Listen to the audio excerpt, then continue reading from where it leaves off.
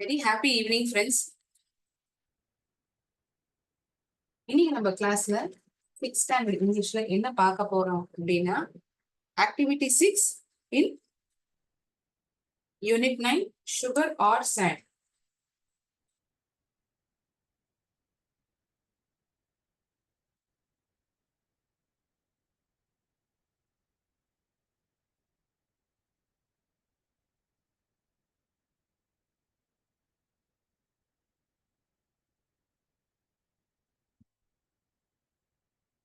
இங்க என்ன ஆக்டிவிட்டி கொடுக்கப்பட்டிருக்குன்னா மேட்ச் த ஃபாலோயிங்.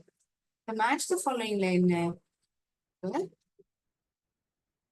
சப்ஜெக்ட்ல வந்து அதாவது யார பத்தி பேசப்படுறதோ பொருள் அதுதான் நம்ம சப்ஜெக்ட்னு சொல்லுவோம் இல்லையா? அந்த சப்ஜெக்டுக்கு தகுந்தவாறு நம்ம என்ன ப்ரோனோனை உபயோகிக்கணும், என்ன பிரதிபெயர் சொல்ல பயன்படுத்தணும். என்னெல்லாம் பிரதிபெயர் சொற்கள் இருக்கு? I, he, she, it, you, we, தே.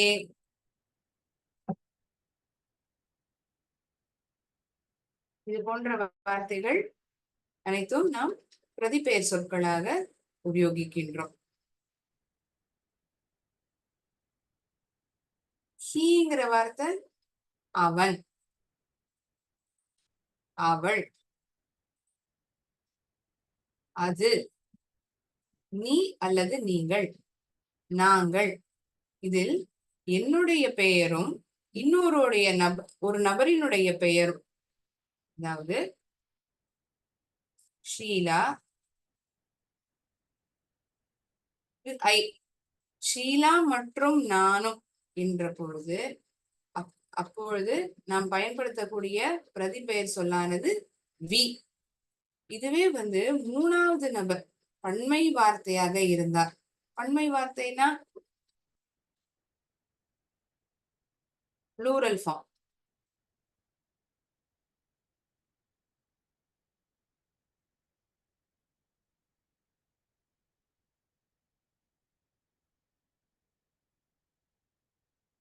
ராஜா,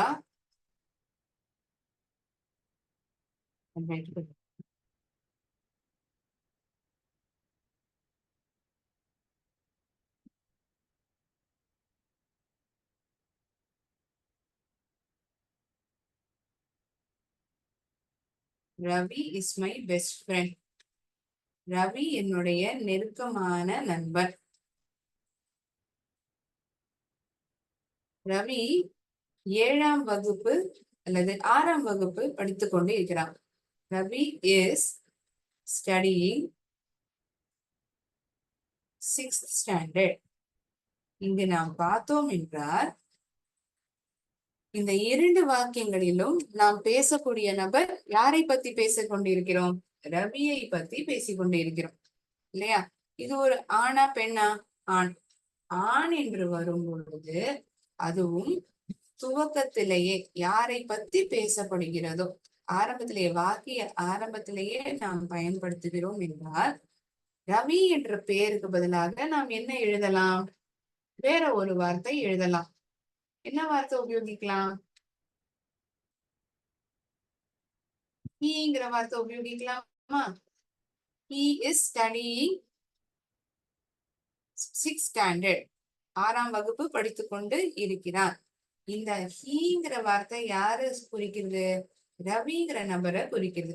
ஒரு ஆணாக இருந்தால் அதுவும் ஒரு சப்ஜெக்டினுடைய இடத்தில் அதாவது பொருளாகவே ஒரு பிரதிபெயர் சொல் எழுத வேண்டும் என்ற பொழுது ஹீ என்ற வார்த்தையை நாம் உபயோகிக்கிறோம் ஆணாக இருக்கும். இதுவே இந்த இடத்தில் ராதா என்று நான் எழுதுகிறேன். ராதா என்னுடைய நெருக்கமான தோழி. அவள் 6ஆம் வகுப்பில் படித்துக் கொண்டு இருக்கிறாள். அவள் ஒரு பெண்ணை பற்றி பேசிக் கொண்டு இருக்கிறோம். அதனால் இங்க நாம் உபயோகிக்கக்கூடிய வார்த்தை என்ன? she. When it is a feminine gender, ஒரு பெண்ணாக இருக்கும் பொழுது அதுவும் சப்ஜெக்ட் ப்ரோனோம். இதெல்லாம் என்ன ப்ரோனோன்னு சொல்றோம்? சப்ஜெக்ட் ப்ரோனோன்னு சொல்றோம். இதை ஏன் மேம் சப்ஜெக்ட் ப்ரோனோன்னு சொல்றோம்? இதை ஏன் சப்ஜெக்ட் ப்ரோனோன்னு சொல்றோம்னா, ஒரு வாக்கிய துவக்கத்திலேயே ஒரு நபரினுடைய பெயரை உபயோகிக்காமல் உபயோகிக்கக்கூடிய வார்த்தை தான் இந்த சப்ஜெக்ட் ப்ரோனோம். அந்த நபரையே குறிக்கும். ஷீ என்ற வார்த்தை. She is studying 6th standard.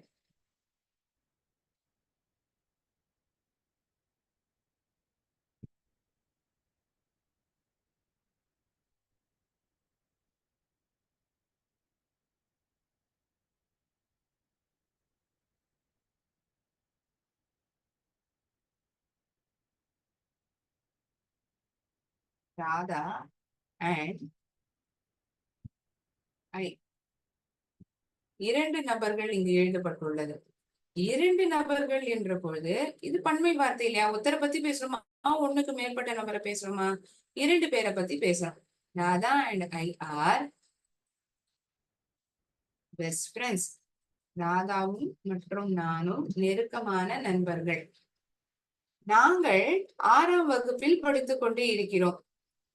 இப்போ நாங்கள் என்ற போது ஷீங்கிற வார்த்தையை இங்க உபயோகிக்க முடியுமா? ஷீன்னு உபயோகிச்சோம்னா யாராவது ஒருத்தரை பத்தி தான் பேசுற மாதிரி ஆயிடும். அவள் மூன்றாவது நபரை குறிக்கும் பொழுது, தேர்ட் பர்சன், மூன்றாவது நபர் என்ற பொழுது, அதுவும் ஒருமை வார்த்தையாக இருக்கும் பொழுது ஷீ என்ற வார்த்தையை நான் பயன்படுத்தலாம். இந்த இடத்துல ராதா மற்றும் இன்னொரு நண்பரை பேரை பத்தி போடல. ராதா மற்றும் நானும், அதுல நானும் இடம்பெற்றிருக்கேன். அப்படிங்கிற பொழுது பி பன்மை வார்த்தையாக, பொருளானது பன்மை வார்த்தையாக இருக்கிறது. அதற்கு தகுந்தவாறு தானே இந்த துணை வினை சொல்லும் இருக்கணும். We are studying in 6th standard. நாங்கள் 6ஆம் வகுப்பில் படித்துக் கொண்டு இருக்கிறோம். We are studying in 6th standard. இதில் நீங்களும் இருக்கிறீர்கள். ராதா மற்றும் நானும், நானும் என்ற பொழுது we are studying in 6th standard.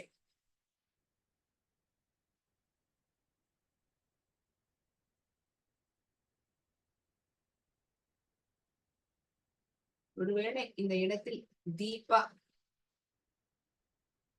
என்ற பெயர் இருக்கிறது, உங்களையே இந்த இடத்துல கொண்டு வரல. வேற ஒரு நபர், இரண்டு பேருமே மூணாவது நபர் தான். ராதா மற்றும் தீபா நெருக்கமான நண்பர்கள். அவர்கள் 6ஆம் வகுப்பில் படித்துக் கொண்டு இருக்கிறார்கள். அப்ப என்ன ஆகும்? வீண் வருமா? எப்போ நான் வீண் உபயோகிக்கணும்னு சொன்னேன்? நீங்களும் அந்த இடத்தில் இருக்கிறீர்கள் என்ற பொழுது வி என்ற வார்த்தையை பயன்படுத்தலாம் ஒரு பிரதிபெயர் சொல்லாக. நீங்கள் சொல்லக்கூடிய இரண்டு பெயர்களினுடைய நபர்களுடைய பெயரே மூன்றாவது நபராக இருக்கும் பொழுது என்ன வார்த்தை உபயோகிக்கணும்? தே, அவர்கள். They are studying in 6th standard.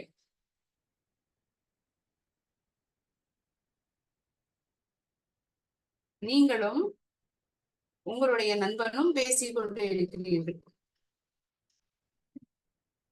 சரியா? நீங்க உங்க ஃப்ரெண்ட பார்த்து சொல்றீங்க, ஹாய் குட் மார்னிங் சொல்றீங்க. அவனோ அவளோ குட் மார்னிங் பதில் சொல்றாங்க. இட் இஸ் யூ, இது நீங்கள், இது இன்னொரு நபர். ஃபர்ஸ்ட் பர்சன், செகண்ட் பர்சன், இரண்டாவது நபர்.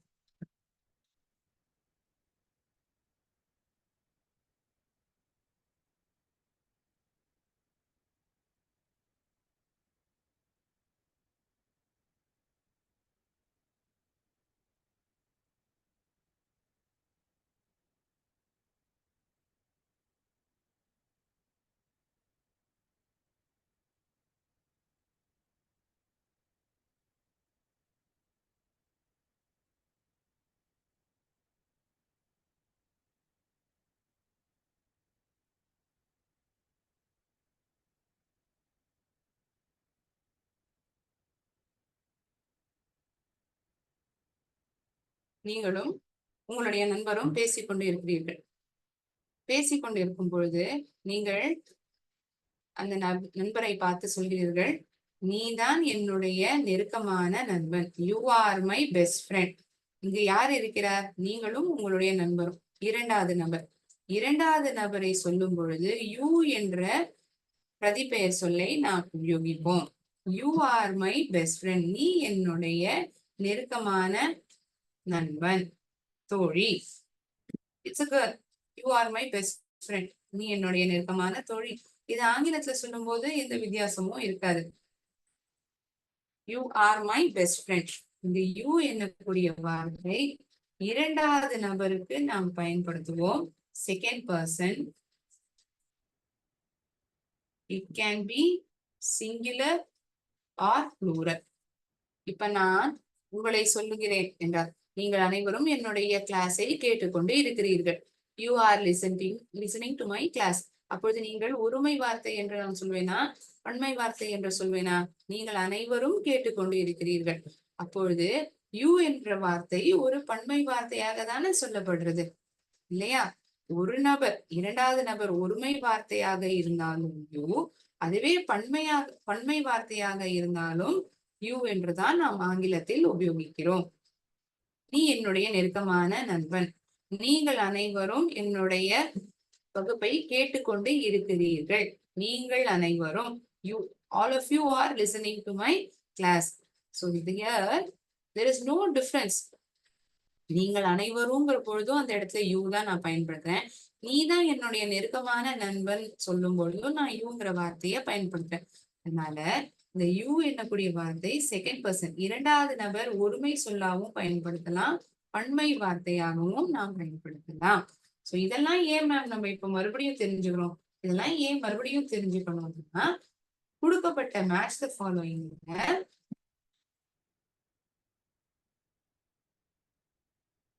4-5 வாக்கியங்கள் கொடுக்கப்பட்டுள்ளது.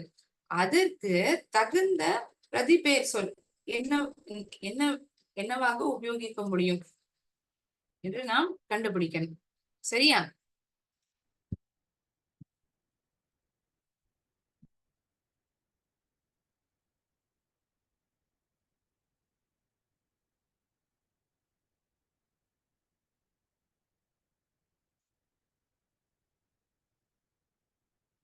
Unit 9, Activity 6. Match the word or group of words on the left with the correct pronoun on the right. Match the word or group of words on the left. அதாவது இந்த இடது பக்கத்தில் கொடுக்கப்பட்டுள்ள பெயர்களுக்கு வலது பக்கத்தில் கொடுக்கப்பட்டுள்ள பிரதிபெயர் சொற்களுடன் நாம் இணைக்க வேண்டும். with the correct pronoun on the right. சரியா? ஷெரின் மற்றும் நானும். முரளி. சுப்பிபி. த பிக் ட்ரக், ஒரு பொருள். பாய்ஸ் அண்ட் கேர்ள்ஸ், ஆண்களும் பெண்களும்.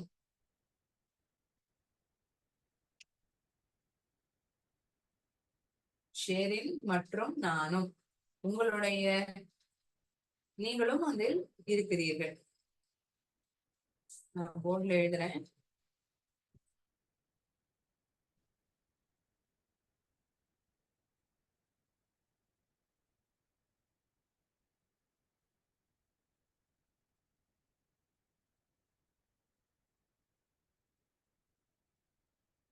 சுப்பிபி.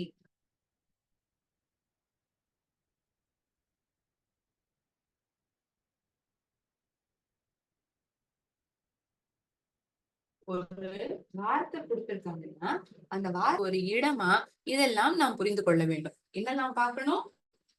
அது ஒரு நபரா, பர்சன், பிளேஸ்,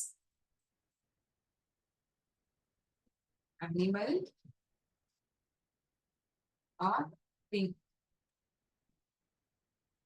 பெயர் சொல்லுக்கு பதிலாக உபயோகிக்கப்படுகின்ற வார்த்தைகள் தான் பிரதிபெயர் சொல். அதெல்லாம் தான் ஐ, யூ, வி, தே,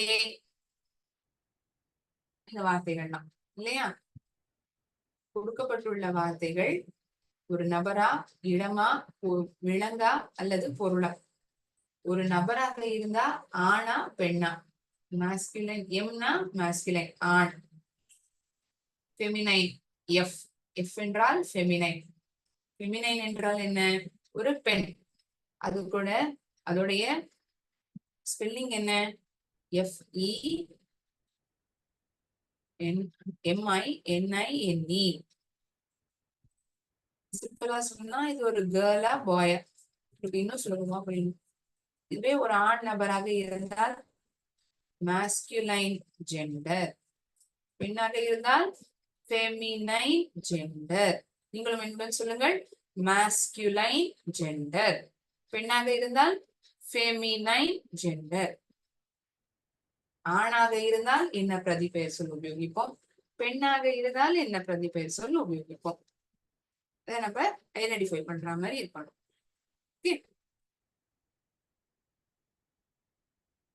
இந்த பெரிய ட்ரக், the big truck.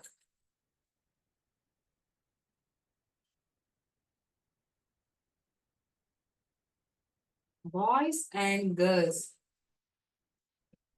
ஆண்களும் மற்றும் பெண்களும். Boys and girls.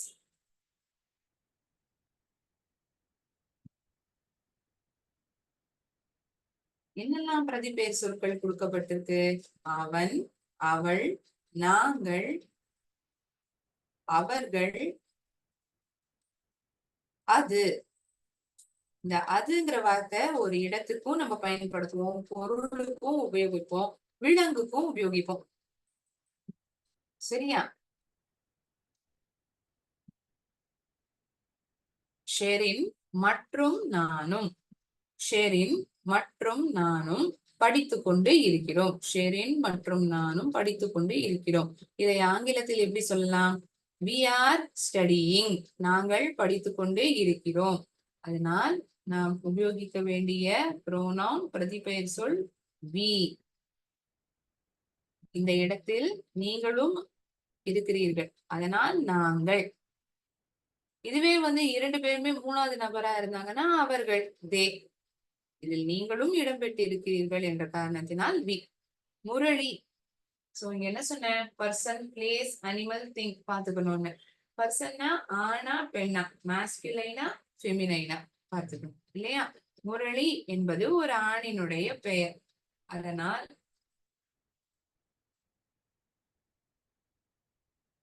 ப்ரோனோனான ஹீக்கு நம்ம மேட்ச் பண்ணுவோம். சுப்பிப்பி அவள். The big truck அது.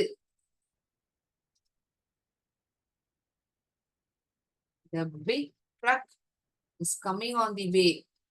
It can carry heavy goods. இந்த பெரிய ட்ரக்கானது வந்து கொண்டு இருக்கிறது. அதனால் கனமான பொருட்களை, சாமான்களை சுமந்து கொள்ள முடியும். It can carry heavy goods, heavy materials. It can carry. அதனால் சுமக்க முடியும். எதனால் சுமக்க முடியும்? அந்த பெரிய ட்ரக்கினால் சுமக்க முடியும். இந்த பெரிய ட்ரக்குங்கிற வார்த்தையை மறுபடியும் எழுதாம நம்ம சொல்லணும்னா ஒரு பிரதிபெயர் சொல்ல பயன்படுத்தும். அதுதான் இட். பாய்ஸ் அண்ட் கேர்ள்ஸ் அவர்கள், they. Boys and girls, please listen to the class. தயவு செய்து கிளாஸை கவனியுங்கள்.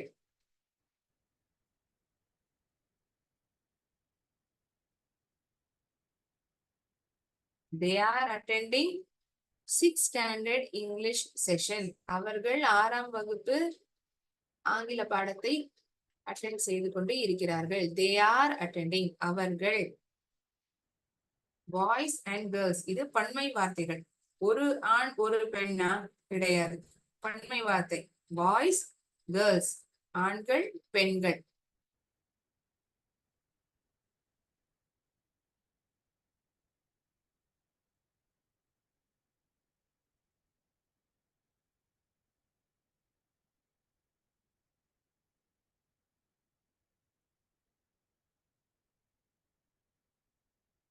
ஒரு ஆணாக இருந்தால் ஹி, அவன். இது எல்லாமே சப்ஜெக்டினுடைய இடத்தில் நாம் பயன்படுத்தக்கூடிய ஒரு பிரதிபெயர் சொற்கள். சப்ஜெக்ட்னா என்ன? வாக்கியத்தின் துவக்கத்திலேயே ஆரம்பத்திலேயே நம்ம பயன்படுத்துவோம்.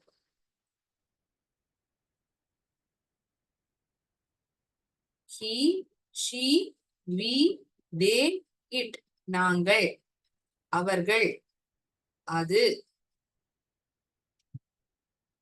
அவள், அவன்.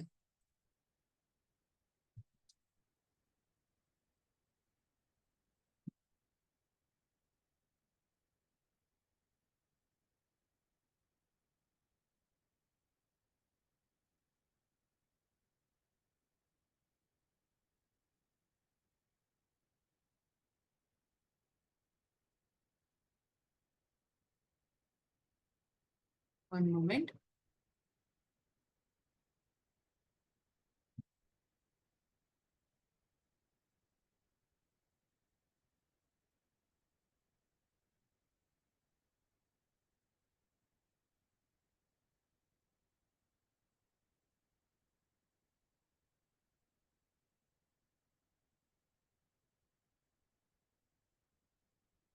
A word used instead of noun is pronoun.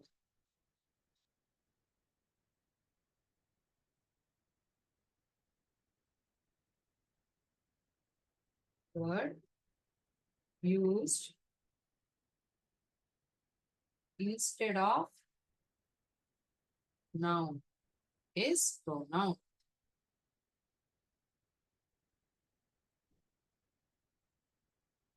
பெயர் சொல்லுக்கு பதிலாக பயன்படுத்தக்கூடிய வார்த்தை தான் இன்ஸ்டெட்னா அதற்கு பதிலாக. இன்ஸ்டெட் என்றால் என்ன அர்த்தம்? அதற்கு பதிலாக.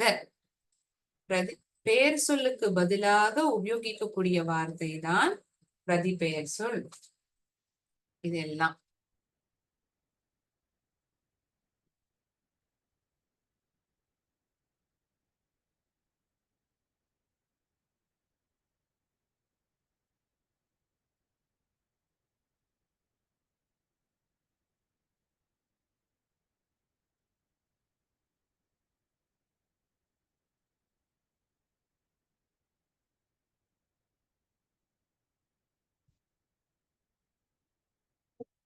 one moment.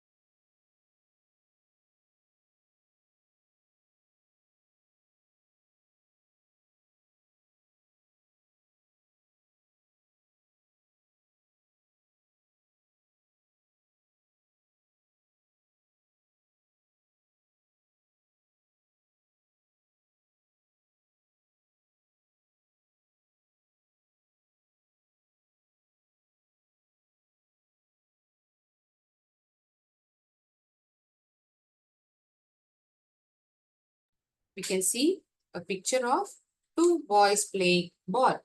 அவர்கள் they are playing football அப்படின்னு சொல்லலாமா? அவர்கள் கால்பந்து விளையாடி கொண்டு இருக்கிறார்கள். they, theirs, them, themselves இதெல்லாம் நாம் பிரதிபெயர் சொற்களாக பயன்படுத்துவோம். இந்த வார்த்தையான they துவக்கத்திலேயே உபயோகிக்கக்கூடிய ஒரு பொருள் வார்த்தை. they are playing football. இந்த இடத்துல they ஒரு படத்தோட உங்களுக்கு புரிய வைக்கணுங்கிறதுக்காக காட்டுறேன். பொருள் விலங்குகள், பட்சிகள். It, its, itself. இங்க இட்ங்கிற வார்த்தையை நம்ம இப்போதைக்கு ஞாபகம் வச்சுப்போம். அது it is a dice, it is an apple, it is a car, it is a book, it is a cuckoo or it is a peacock. It is cloudy. ரொம்ப மேகமூட்டமாக இருக்கிறது.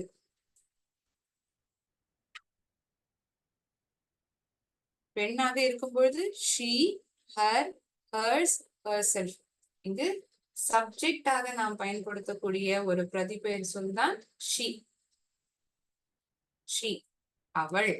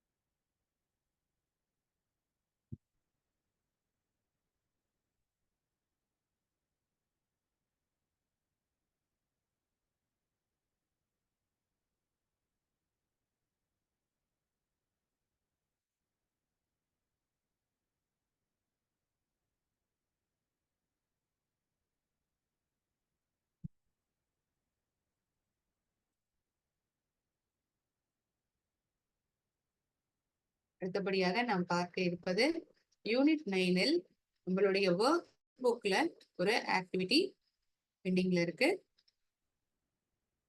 Activity 1. Here are 2 ways to wish on a birthday. ஒரு பிறந்த நாள் அன்று உங்களுடைய நண்பருக்கு 2 விதத்தில் நீங்கள் வாழ்த்துக்களை தெரிவிக்கலாம்.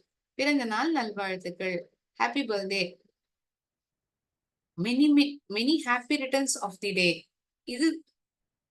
இது போன்ற வார்த்தைகளையும் நீங்கள் உபயோகித்து பிறந்த நாள் வாழ்த்துக்களை தெரிவிக்கலாம். அதே போல் இங்கு கீழே சில வார்த்தைகள் கிரீட்டிங்ஸ்னா வாழ்த்துக்கள். எந்தெந்த நிகழ்வுக்கு நம்ம இந்த மாதிரி வார்த்தைகளை கிரீட்டிங்ஸா நம்ம பயன்படுத்துவோம்? ஹாப்பி நியூ இயர், புத்தாண்டு நல்வாழ்த்துக்கள். அடுத்தபடியாக may the triple gem bless you. Merry Christmas, may Allah's blessings be with you. Happy Deepavali, congratulations, நீங்கள் எதிலேயோ ஜெயித்திருப்பீர்கள் அல்லது ஏதாவது ஒரு பதவி ஏதாவது உங்களுக்கு கிடைத்திருக்கலாம். அந்த நிகழ்வில் உங்களுக்கு கங்க்ராச்சுலேஷன்ஸ். அடுத்த கட்டத்துக்கு நீங்கள் சென்றிருக்கலாம். அதற்கு கூட இந்த கங்க்ராச்சுலேஷன்ஸ் வார்த்தை பயன்படுத்தப்படும். ஆல் தி பெஸ்ட், நீங்கள் ஏதாவது ஒரு பரீட்சைக்கோ ஒரு இன்டர்வியூக்கோ இல்ல ஏதாவது ஒரு போட்டியில உங்களை நீங்க கலந்துக்கலாம். அதற்கு தெரிவிக்கக்கூடிய கிரீட்டிங் தான் all the best. Take care, பார்த்துக்கொள், உங்களுக்கு உடம்பு முடியாமல் இருக்கலாம் அல்லது நீங்க போயிட்டு வரேன் அப்படிங்கிற மாதிரி வார்த்தைகளை சொல்லலாம். அந்த இடத்துல இருந்து கிளம்புறீங்க, டேக் கேர், விடைபெறுறீங்க அப்படின்னு சொல்லும் பொழுது டேக் கேர் என்ற வார்த்தையை உபயோகிப்போம். ஸோ எந்தெந்த நிகழ்வுக்கு நம்ம இந்த கிரீட்டிங்ஸ் எல்லாம் பயன்படுத்துறோம்? ரம்ஜான் அன்னைக்கு என்ன பயன்படுத்துவோம்? ஒரு கல்யாண நிகழ்வு, at a wedding, on passing an exam, பரீட்சையில் நாம் தேர்ச்சி பெற்றார் என்ன சொல்லலாம்? பிஃபோர் ஃபேசிங் அன் இன்டர்வியூ, ஒரு கம்பெனில இன்டர்வியூக்கு போறோம், அப்போ உங்களுடைய நண்பருக்கு நீங்கள் என்ன தெரிவிப்பீர்கள்? Greeting on the first day of the year, வருடத்தில் முதல் நாள் என்று சொல்லக்கூடிய வார்த்தைகள். Response to saying good bye, போயிட்டு வரேன், குட் பாய், அதற்கு பதில் நாம் என்ன சொல்லலாம்? அடுத்தபடியாக on Christmas day, on Deepavali day. Buddhist functions R when saying good bye. So greeting எழுதப்பட்டுள்ளது, அதற்கான ஃபங்க்ஷனையும் நாம் எழுத வேண்டும்.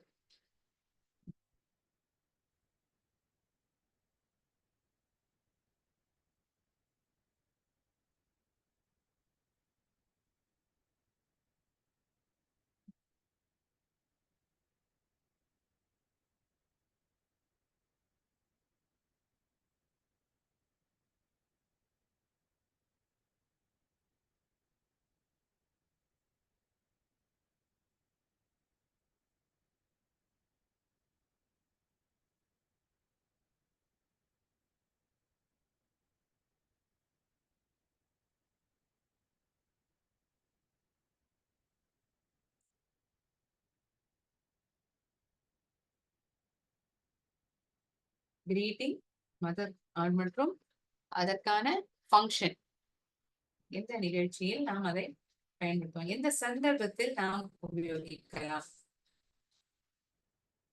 ஒன்னொன்னா நம்ம பார்ப்போம்.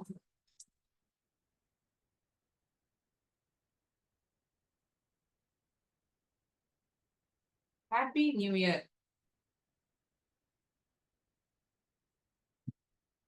புத்தாண்டு நாம் தெரிவிப்போம் இல்லையா? இதற்கான நிகழ்வு இன்னைக்கு நம்ம சொல்லுவோம் greetings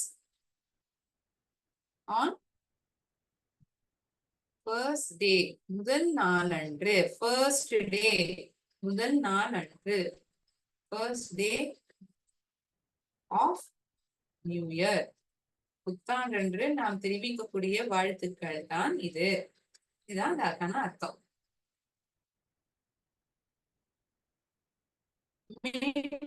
Triple gem bless you. May triple exclamatory mark போடப்பட்டிருக்கு. May triple gem bless you.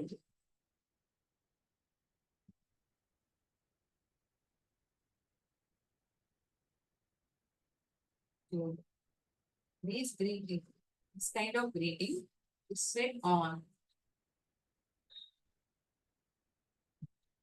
Buddhist function,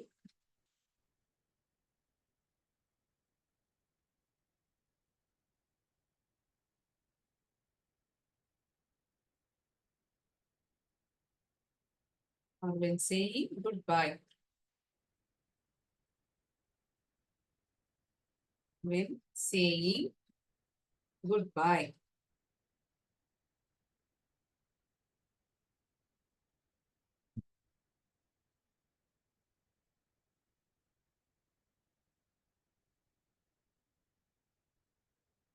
Merry Christmas.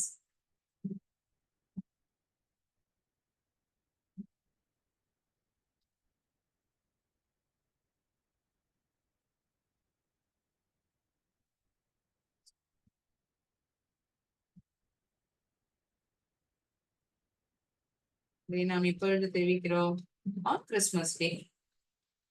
Christmas தினத்தன்று தெரிவிக்கக்கூடிய வாழ்த்துக்கள் தான் இது. on Christmas Day.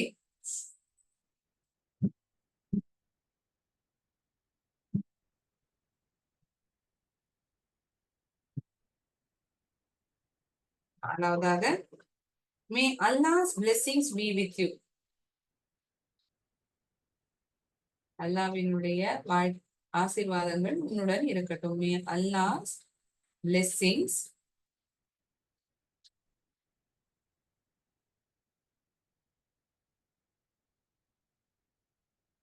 be with you. உன்னுடன் இருக்கட்டும்.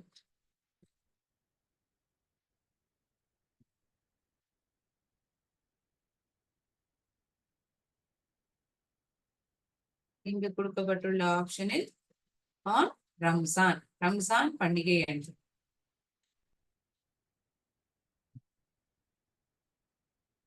கிறிஸ்டியன்ஸ் கொண்டாடும் பண்டிகை கொடுக்கப்பட்டுள்ளது on கிறிஸ்துமஸ் டே.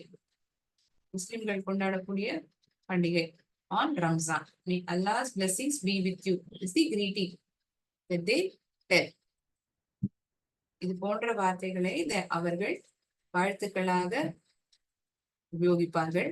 இன்றைக்கு ரம்ஜான் பண்டிகை என்று இந்த வார்த்தைகள் சொல்லப்படுகிறது.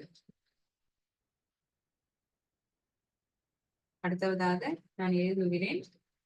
1 minute and wait. You can please match them.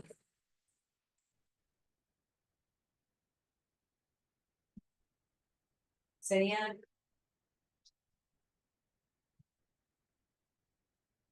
Just wait 1 more minute. You can make note of it.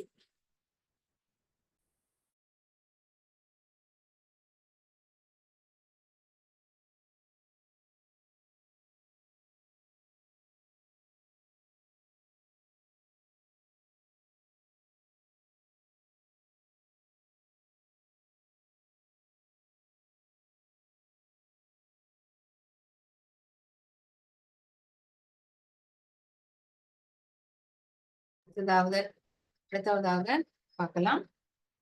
I hope you have written the answers. பதிலையும் எழுதிப்பீர்கள் என்று நினைக்கிறேன். அல்லது உங்களுடைய புத்தகத்தில் சிம்பிளாக மேட்ச் செய்தால் கூட போதும்.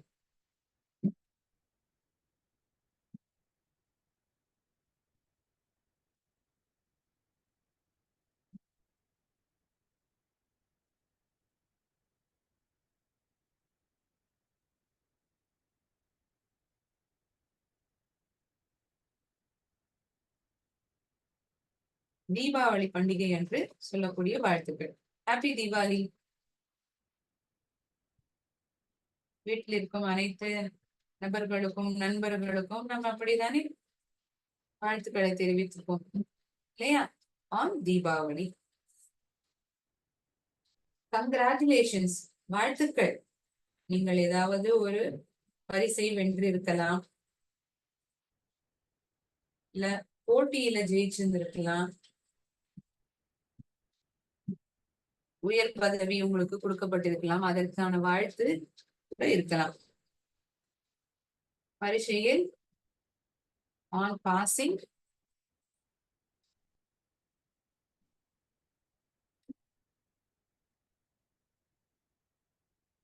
an exam.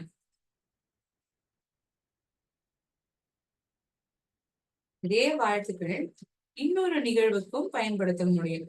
அதுக்காக தான் 2 முறை எழுதப்பட்டுள்ளது. கங்க்ராச்சுலேஷன்ஸ். உச்சரிக்கணும், கங்க்ராச்சுலேஷன்ஸ்.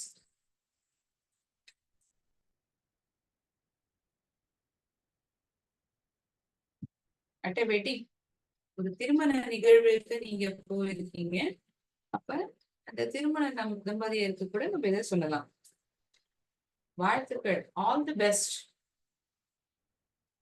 ஒரு பரீட்சைக்கு நீங்கள் எழுத போகலாம், அல்லது ஒரு போட்டிக்கு செல்லலாம்.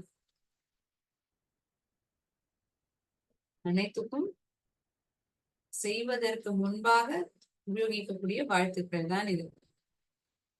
போட்டிக்கு போறதுக்கு முன்னாடி, ஒரு பரீட்சை எழுதுறதுக்கு முன்னாடி, இல்ல ஒரு இன்டர்வியூ அட்டன் பண்றதுக்கு முன்னாடி, இல்லாட்டி ஏதாவது ஒரு வேலையை நீங்க இப்பதான் முதல் வாட்டி செய்யறீங்க அப்படின்னா கூட இந்த ஆல் தி பெஸ்ட் சொல்லலாம் இல்லையா? சோ இந்த இடத்துல நமக்கு கொடுக்கப்பட்டிருக்கிற option before facing and interview. ஒரு அலுவலகத்தில் வேலைக்காக சென்றிருக்கீர்கள், அது செல்வதற்கு முன்பாக உங்களுக்கு வாழ்த்துக்கள் தெரிவிக்க வேண்டும் என்றால் ஆல் தி பெஸ்ட். வாழ்த்துக்கள், take care.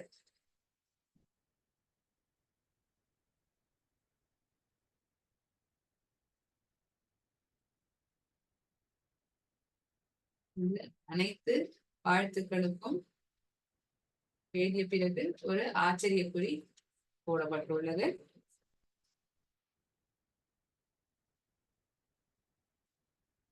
Response to goodbye. Or what you're doing this? It's a response to goodbye.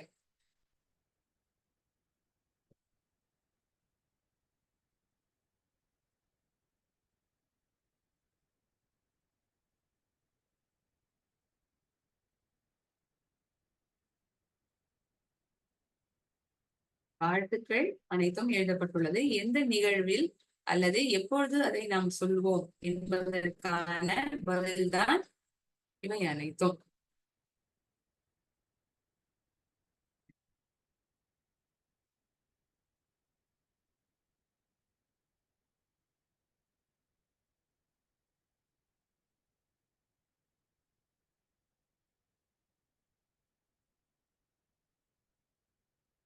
கிளாஸ்ல நம்ம unit 9 sugar or salt work book ஆக்டிவிட்டியும் டெக்ஸ்ட் புக் ஆக்டிவிட்டியும் ஒன்றை செய்திருக்கிறோம். ஒரு ஆக்டிவிட்டி வந்து தகுந்த பிரதிபெயர் சொற்களை தேர்ந்தெடுப்பது, மற்றொன்று வாழ்த்துக்கள், அந்தந்த நிகழ்வில் நாம் பயன்படுத்தக்கூடிய வாழ்த்துக்கள், அதை நாம் சரியாக கண்டுபிடித்து மேட்ச் செய்ய வேண்டும். இந்த கேள்வியானது நமக்கு பரீட்சையிலையும் வருது இல்லையா? 5 மார்க் கொஸ்டினா கூட வரும்.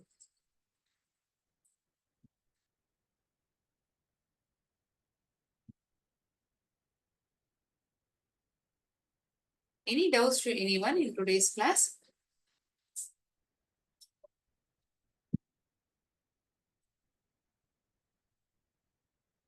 Okay. I think that there are no doubts. I shall end my session here. Thank you so much, friends. நன்றி, வணக்கம்.